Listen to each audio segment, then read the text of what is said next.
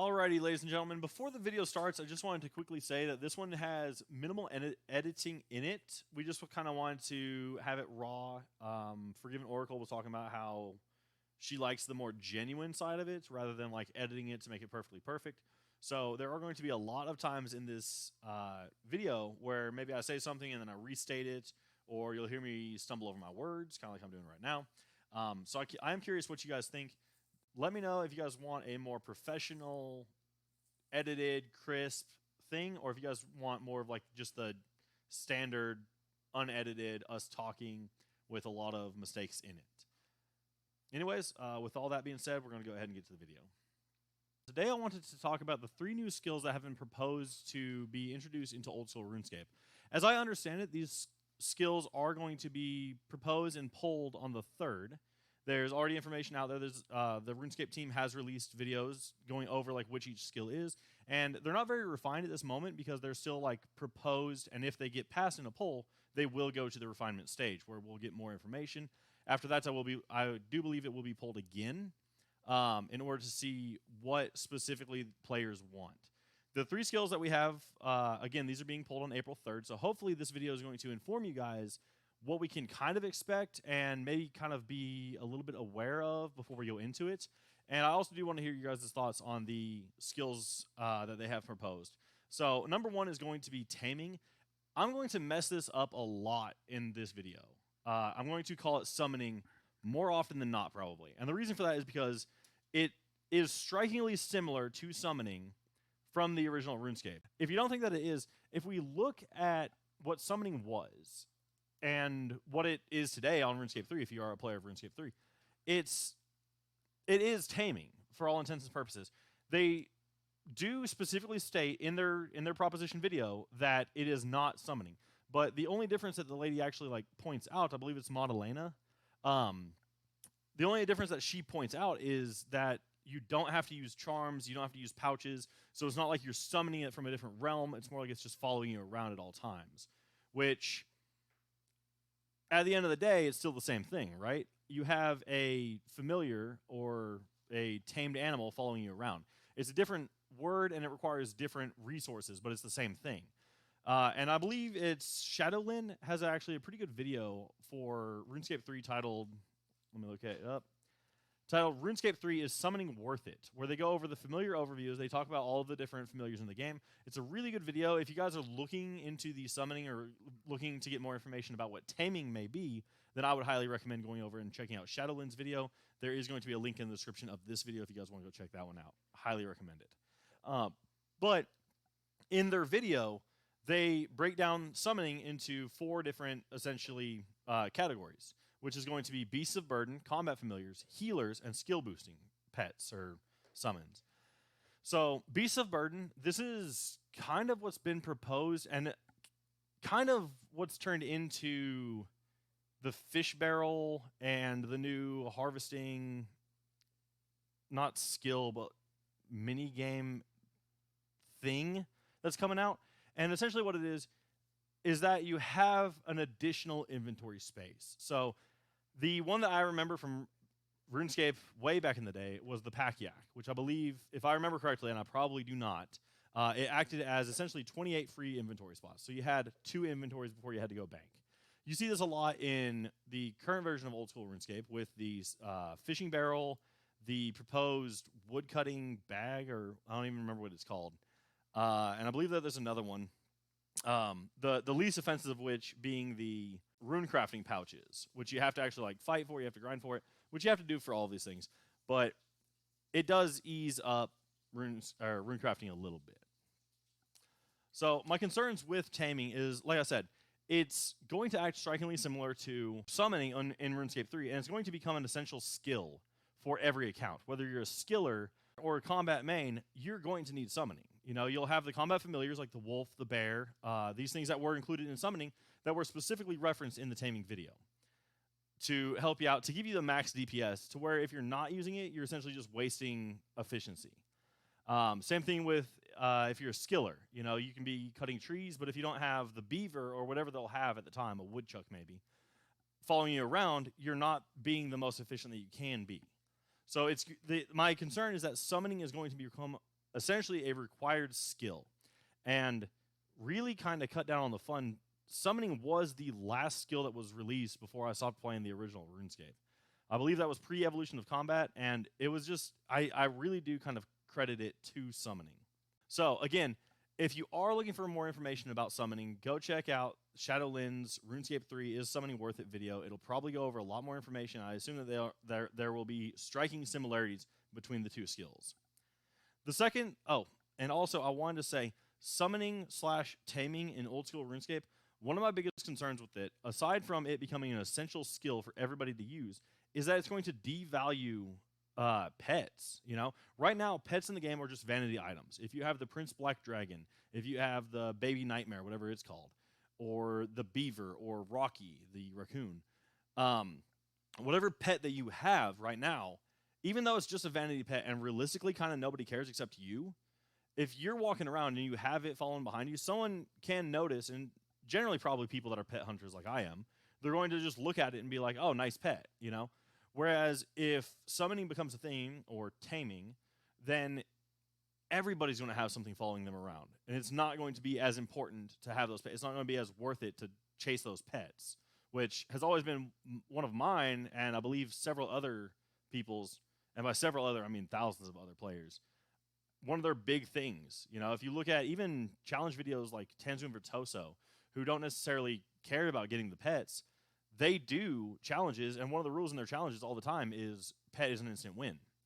So while it won't affect, in my opinion, their challenges so much, it is something that we want to look into, as if your skilling pet or bossing pet is diminished in value to where it's just another thing following you around and everybody in the game has something following them around. It really does devalue pet hunting, pet grinding, like just pets in general. That's a personal thing for me, because I've even considered like starting a series on this channel where I just specifically go for each pet one at a time. Moving on though, the second skill that they have proposed is sailing. So sailing is kind of a unique skill, and that is originally proposed, I believe, back in 2015, and it has had a very unique lifestyle throughout the community of Old School RuneScape. Obviously, it started out as an original actually proposed skill. It has moved on to be April 1st jokes from the RuneScape team, to where they'll put it out. They'll put out like a news post saying that they're introducing summoning in Old School RuneScape on April 1st, purely as an April Fool's joke.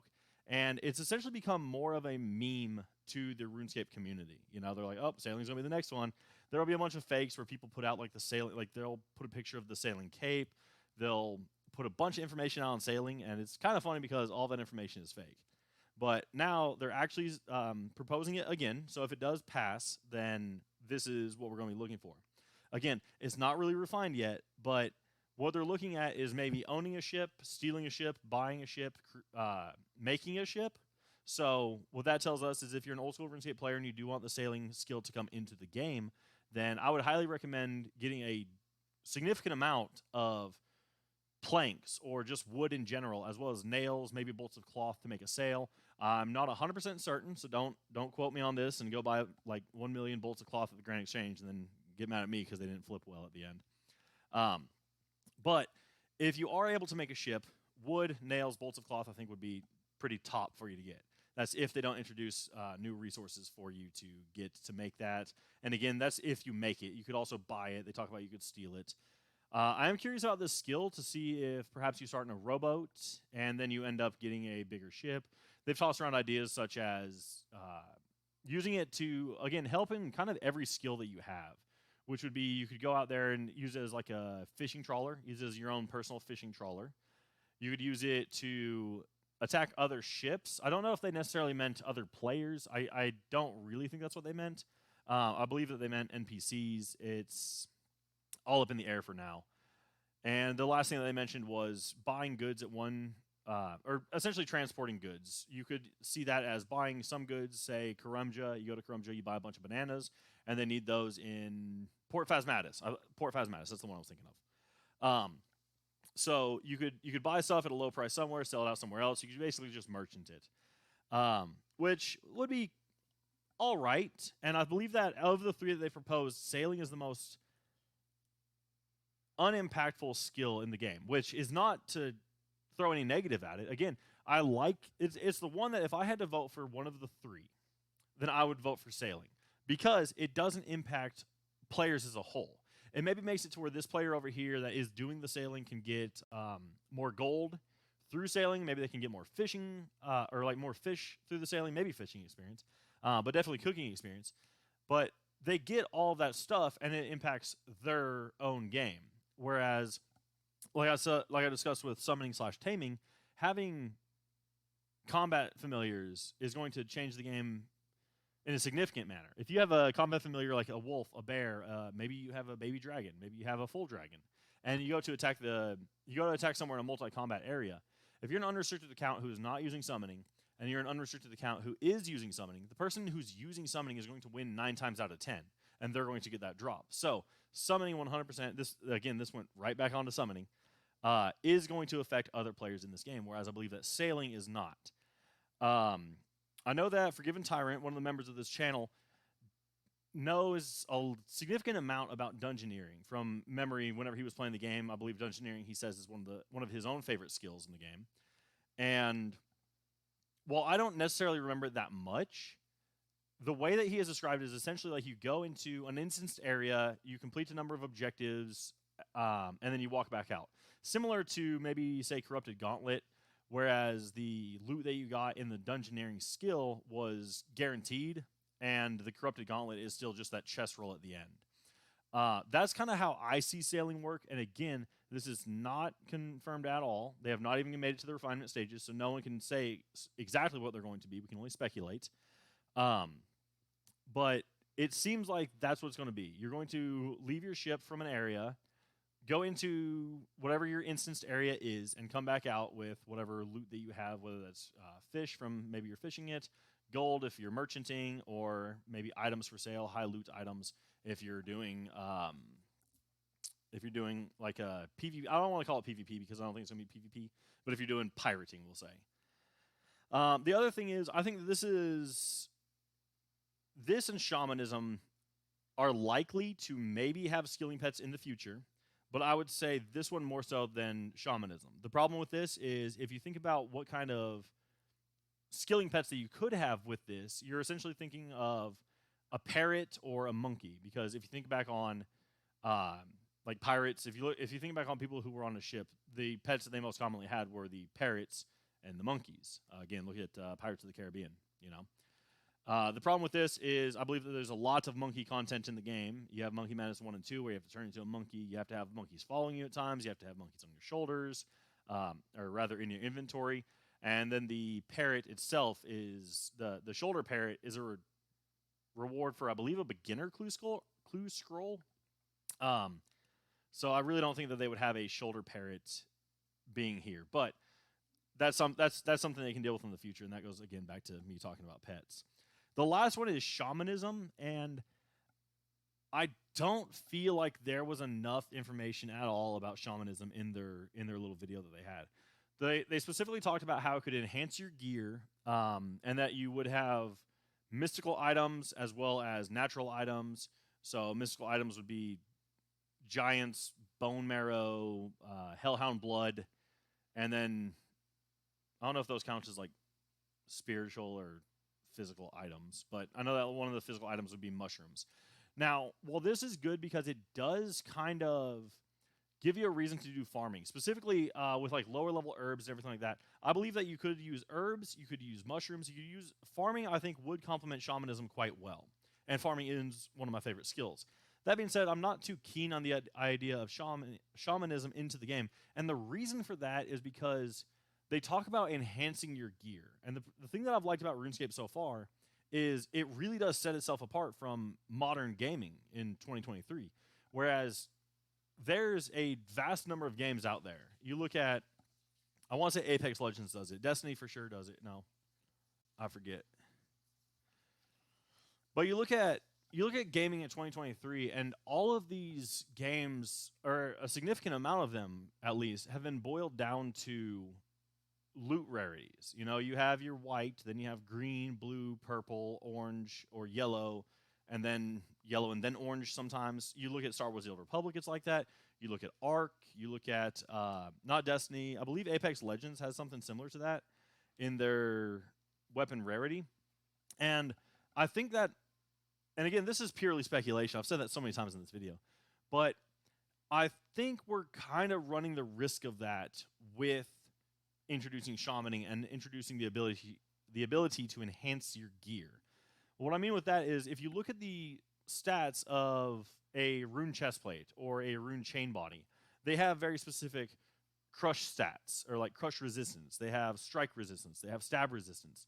And right now in the game, a rune plate body is a rune plate body, regardless of who has it. If you introduce shamaning and you introduce enhancing skills or enhancing gear, I think you can really start to find loot rarity, similar to, like I said, Borderlands or Ark or whatever else, where they have the whites, the greens, the blues, to where the rune plate bodies that are in the game right now would essentially be a white rarity. And then you can enhance it to be like rune chain body +1, rune plate body +2, rune plate body +3, rune helm +4, up to, say, +5, right? The other thing that they might do with it is make it to where you have to enhance specific stats of it. So instead of enhancing it and just being like rune chain body +1, rune chain body +2, you would have rune chain body enhanced crush, rune chain body enhanced crush 2, so on and so forth, to where you just have better and better resistances. And I really think that devalues, and I'm not saying like rune plate bodies are very valuable in the game, but what I'm saying is, I think that the stats on a skill should be the stats on a piece of weapon or a piece of armor should be the stats that everybody has. That way, whenever you get into like the high level PvP, it is it's a little bit more skill based, because you have to understand like when to do prayer switches, when to eat, when to drink, when to potion up. That's the enhancements that you should have, is the potions, the herbalist skill. And I really kind of don't like that. As much as people are going to complain about power creep, I do think that like power creep, especially in a 20-year-old game, is something that needs to be had, but I don't think that shamanism is the way that we need to introduce power creep. Realistically, just introduce new bosses with better gear, so on and so forth, and keep the impact of the game minimal. So that's basically all I wanted to say about the 3 new skills that are going into the game.